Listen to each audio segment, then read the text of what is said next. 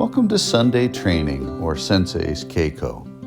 On Sunday Training, I'm just going to record a workout session, basically going through some basic skill sets. In this workout session, we start with our Seiza and Seiza Rei, which is, of course, the bow-in and paying respect. A lot of folks ask about the two claps that we do at the beginning and or the end of training sessions. This is really seen more often in Aikikai systems, but I like the theory that it's this awakening of both sides of your spirit, the yin and the yang. Now we go into our warm-up session, wherein I'm just doing some basic calisthenics, jumping jacks, running in place, shuffle drills, some push-ups, sit-ups, pelvic thrusts, general exercises just to get the body up to core temperature so that we're going to be able to then move into our next stage, which will be stretching and flexibility drills.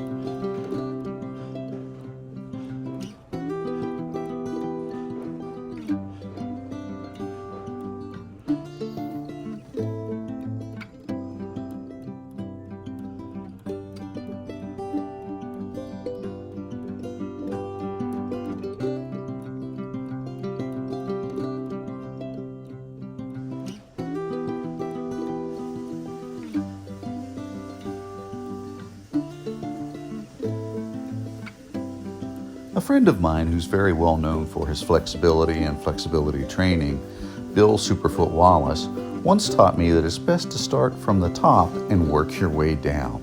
So I make sure that I add in quite a few neck drills where I circumduct the neck in order to stretch out the neck muscles. After all, if you're kickboxing or punching, you're probably going to get hit in the face. So having good subtlety, good range of motion, and good strength throughout the neck region is really important. Also, because I'm both a kickboxer and an Aikidoist, you're going to see a blend of various stretches.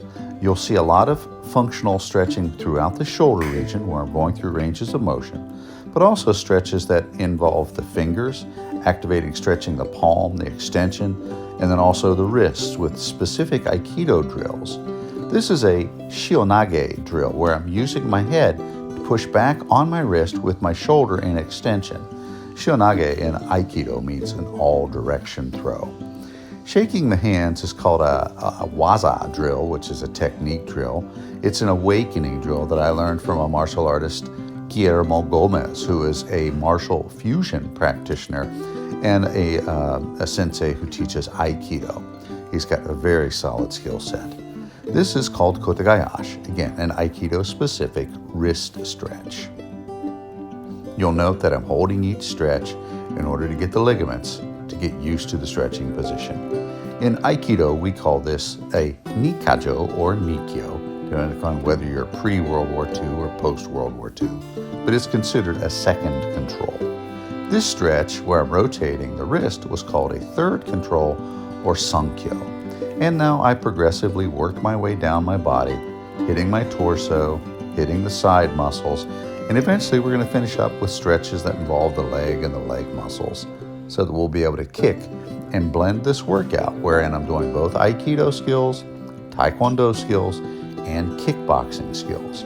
It is my fervent belief that as an Aikidoist, you must master percussion skills, train in percussion, and be exceptionally skilled at it. Being a good percussionist allows you to then progress from the combative stage where you're throwing strikes and punches and kicks to where you get an entanglement stage where you can get close to a wrist or an elbow, and that will eventually lead you to a control. If you're missing skill sets in any one of those ranges of fighting, distant range, middle range, close range, contact range or grappling, to ground range, then you're missing part of the puzzle, and you need to have a complete puzzle in order to put the fight game together. This is called Kokyu-ho, which is a breath exercise drill, wherein you extend your breathing, tightening up your abdominal core, which is like an isometric drill.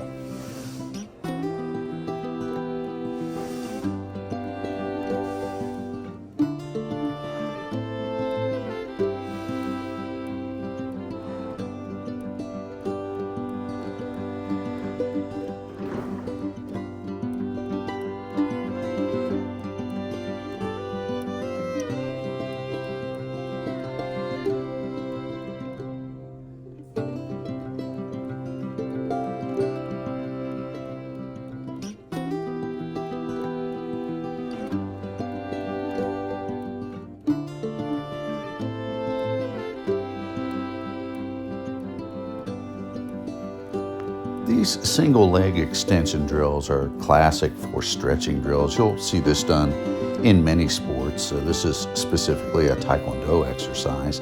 I like to do both left and right, but also here, where I extend both legs at the same time. It helps you to kind of feel your tanden, or your center, and it helps you to find that center point, which when you're fighting, understanding your center point, center of gravity, and how to attach your entire body, what's called kotai, is a really important principle in order to garner power and to have balance throughout your movement. Next, we move on to some lower back stretching, some straddle stretch drills, and what's called a reverse hurdler stretch. I finish up with some seiza stretching, wherein I'm stretching the latissimus dorsi, the muscles on the side and throughout the back, through extensions in this range of motion. This next stretch where you're going back, for my older practitioners, be cautious. Use your elbows for some support. If you can get your shoulders down and extend through a full range of motion, as I'm doing here, go ahead and do that, but just be cautious with it. Finally, I'm activating the feet, stretching out the muscles at the base of the feet by moving back and forth. This twisting drill is a windmill drill, so I like to do these both on a horizontal plane and a vertical plane, as I'm demonstrating here. Now we're coming up into what's called a kneeling position. This is going to be kind of a sword exercise drill. If you do the seitei patterns, a lot of the seitei patterns will start from a seiza position, and you have to be able to pop up from that position. Now I like to do the knee walking drills, which Sensei utilized these in order to build up a strong core and a strong abdominal region, as well as the hip muscles, the hip flexors. I like to roll out, forward roll, and rear roll in order to get used to the rolls that are going to be occurring during the Aikido phases of this workout. Finally, I stretch out the individual fingers, and sometimes I'll actually use a stretching machine in order to stretch my hips and flexors. This next set is called a slow kick drill, or what are called wall drills. I do snap kicks, side kicks, roundhouse kicks, and hook kicks, and I'm doing them all slow in order to garner, yet again, an isometric contraction. Once I've done these, I'll follow them up with a very slow balance drill where I'm trying to hold my balance on a soft mat. These mats are about 3 inches thick, and so trying to hold your balance on a soft mat really activates the kinetic chain and really helps to kind of force those toes to grip the mat in order to help to improve your balance. Again, stretching, going through a range of motion with a high kick. And now we move into strike drills. I like to start with the classic horse stance punch.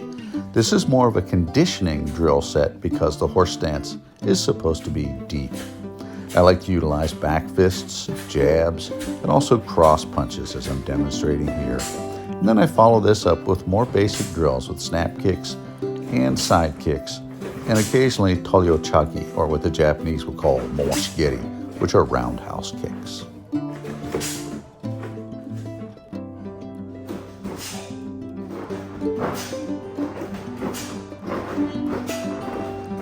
So these are Taekwondo basics. This first one is called Changan Chiruga, and then this one, Chikomaki, which is a rising block. I utilize both of these in order to apply various Aikido skills. The Chikomaki block has many utilizations. This is a Korean drill called Songsu, which is a side block. And again, you can go from a side block into a entanglement where you can wrap an arm. Those were all front stance basics. This is a back stance basic called Sudomaki, or a knife hand strike. This is called Sudo Tarigi, again, a Korean Taekwondo skill. But sometimes you can use a side chop in order to create some sort of a kubiate, or a hitting drill to a neck. This next movement is called Yap Maki, Yap meaning side, and Maki meaning block. I like to also add percussion drills, and at the end of a percussion drill, go to a lock, such as a snap kick, done here, going on to a ikajo from a lead arm. This would be a snap kick to a shionage. And I do various of these. I won't show you all of them. There are dozens that I can do. Let's look now at some Aikido basics. This is moving into what the Aikido practitioners refer to as a kamae, or a fighting posture. This would be the same as if you're holding a sword. Always in Aikido, try to visualize where the sword might be. Simple cross-step drills wherein we center ourselves in order to set our balance. I like to put my hands on my hips and quite literally to push down here in order to, again, attach yourself to the earth and feel your center point as you're moving through on this drill, which is called a sword step.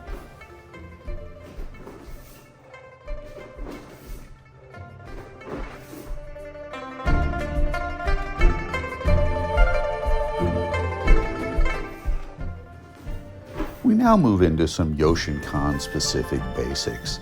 This first movement is called Hiriki no Yosei Ich, which is the number 1 version, now moving into Hiriki no Yosei Ni. The Japanese interpretation for this is elbow power. So an elbow power number 1 to an elbow power number 2 being demonstrated there. That's followed by a 95-degree pivot, Junogo Kaiten Taihenko. Kaiten simply means body change. 180-degree body change would be a Hyaku Hachi Judogo Kaiten Taihenko. These are entering drills. Sometimes you'll see these done on skill sets like Sokumen, Iribi, Nage. Nage means to throw, and Irimi means to enter. Tenkan means to go in the opposite direction.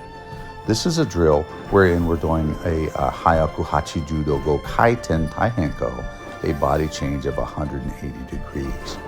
We finish this up with some Shimatsu Dosa movements, which are finishing movements. This is Shimatsu Dosa Ich, and then we will follow this with Shimatsu Dosa Ni, which is a number 2 finishing movement. Often these were done in traditional Yoshinkan at the end of a workout in order to function as a warm down for the practitioners. Let's move into some sword drills and take a look at some of these things. The initial sword movement is called Shomengeri, which is a front cut.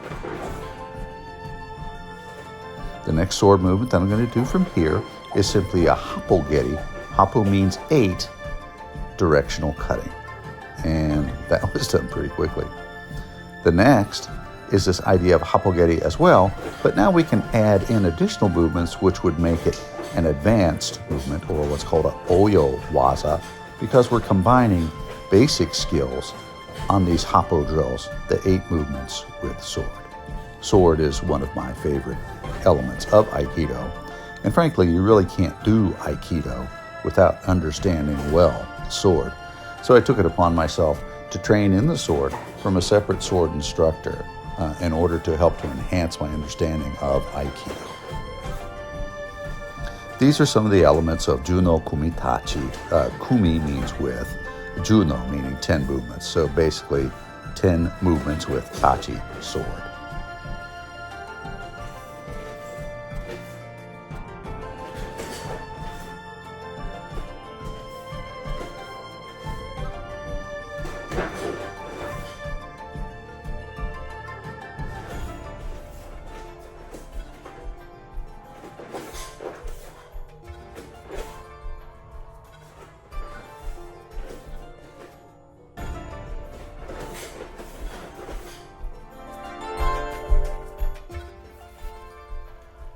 I will often do sword katas. A kata is a form or pattern, and this group of kata come from the Toyama system.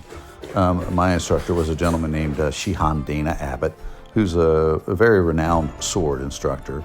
And these are the various patterns that you'll see in Toyama Ryu. So the first pattern, which was Ippon Me Mae no Teki, quite literally means enemy to my front, number 1. And then you have Nihon Me Hidari no Teki and Sanbon Me Migi no Teki. So each of these Japanese terms means an enemy in a certain direction. And there are a total of 8 of these Toyama patterns. I will also train in the Seitei patterns, which I'll demonstrate on another video. But the Seitei patterns had originally 8, and then eventually 10, and then eventually it's expanded now to 12.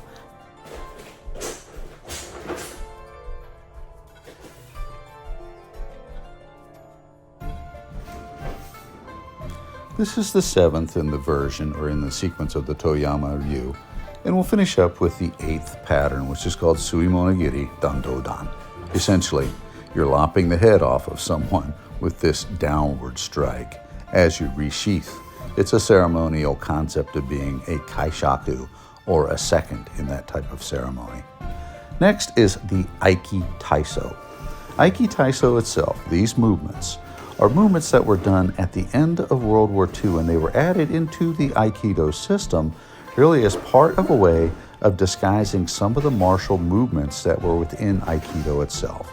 General MacArthur in 1945, at the end of World War II, had pretty much outlawed the practice of martial arts, with the exception of karate. And the only reason that karate was accepted was because one of MacArthur's generals on his staff had actually started training in Karate Do, and because of that, he had convinced MacArthur of the value of karate training. So the Aikido family or community basically tried to hide some of the martial application of the Aiki skill sets by developing Aiki Taiso movements, wherein in a lot of practitioners you'll hear the saying, it's a lot like dancing, and that is actually true.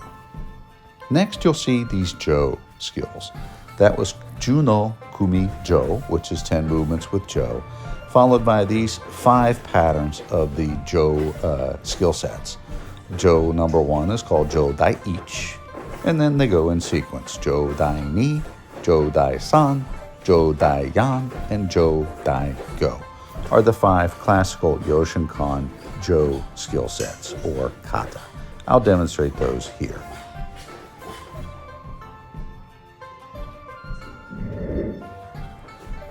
The Jo is often understood to have been O-sensei's favorite weapon. I think the Jo itself is really interesting because I think it's representative of Aikido itself. The Jo, because both ends can be used as striking surfaces or controlling surfaces, makes it more of a circular weapon. The entire Jo itself is a weapon. A lot of the movements that you do with Jo mimic some of the movements and controls that you do without the Jo, like the first control or Ikkyo. The interesting thing about the Jo itself is it can also be utilized by the student to visualize the path of attack.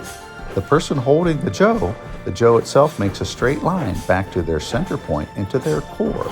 So in some ways, it helps with this understanding of connecting the weapon to the body, and this idea of connectivity is something that is really quite common in Aikido, where we're trying to take someone's balance. So these are kind of interesting principles wherein when you're training with the Jo, you can look at it a little bit differently from the understanding of how Jo applies to this total idea of trying to reach kata meru, yet another term that means to destabilize or to take balance.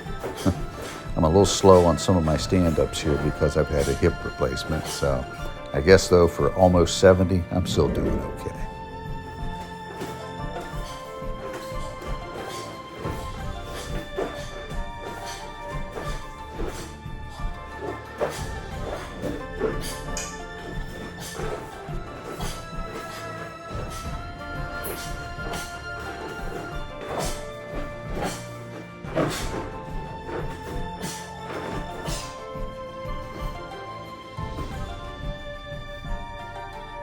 The classic 3 weapons in Aikido are the sword first, followed by the Jo, and also the knife, the tanto. The Japanese tanto is kind of a short dagger that really only has a cutting edge on one side. The back of the weapon, which is blunt, can be used for controls and for locks. And then the sharp cutting edge, classically in the Western world, we do what's called a Western grip, where when we hold a knife, we hold it cutting edge down. Because for us, it's primarily something that's utilized as a tool to cut fruit or to slice a tomato for on your cheeseburger. But the Japanese will actually classically hold the tanto with the cutting edge up. The cutting edge of the tanto and or the sword is referred to as the ha, or the sharp part. So visualize that. If you're trying to reach out to grab a knife out of someone's hand, but they have the cutting edge of the knife turned up, you're going to approach that a little more slowly because you know you're probably going to get cut if you try to actually grab the knife or to strip the weapon from the opponent. These tanto patterns kind of go in the same order as did the Jo pattern. So you have Tanto Dai Ich, Tanto Dai Ni, Tanto Dai San, Tanto Dai Yan, and this, which is Tanto Dai Go, which is the fifth pattern in the series of the classical Yoshinkan kata with the tanto or the knife.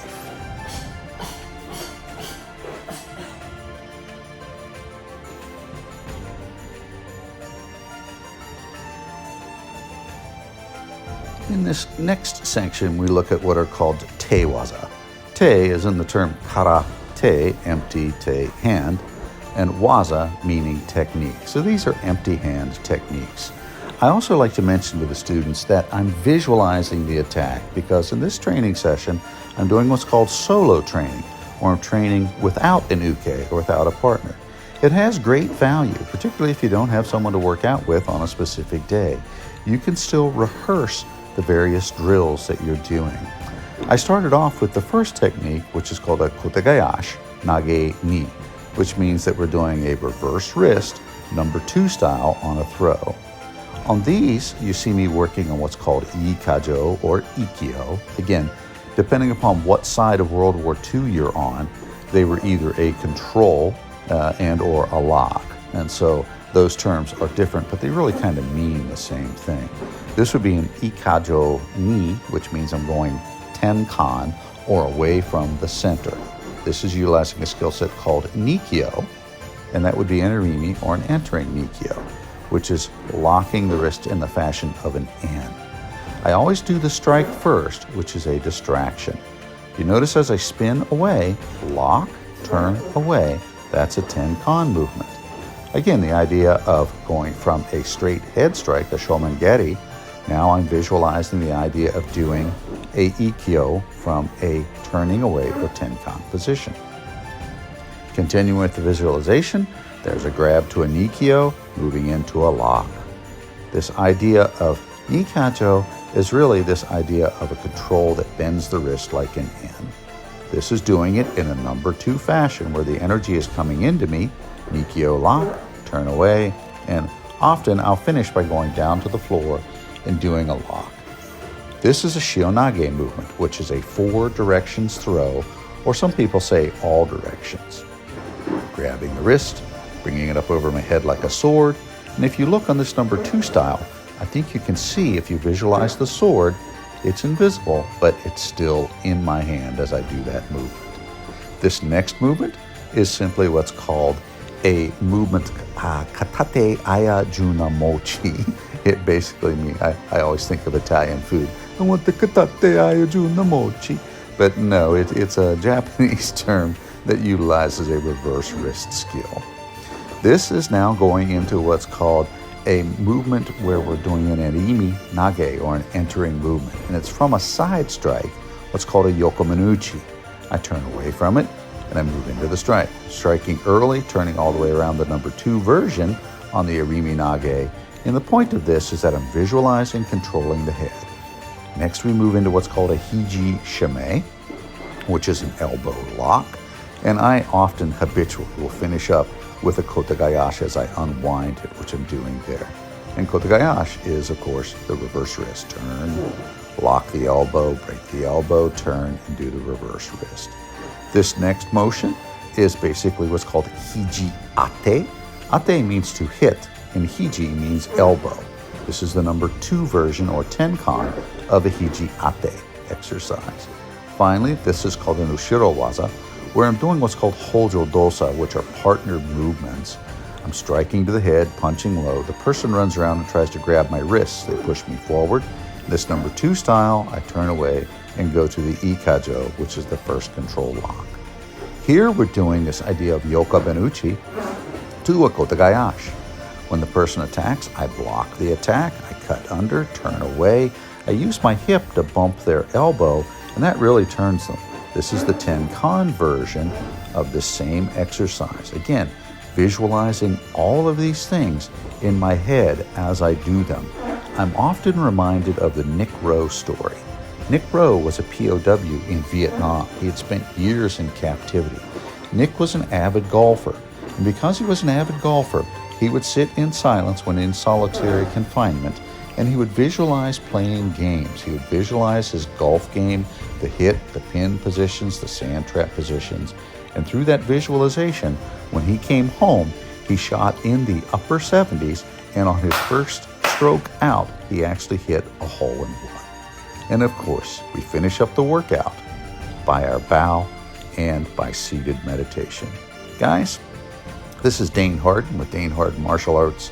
I hope you've enjoyed this monthly Sunday Sensei session and a Keiko training session. I'll do one of these each month over the next year. Take care, guys. See you next time on Dane Harden Martial Arts. Thanks for watching.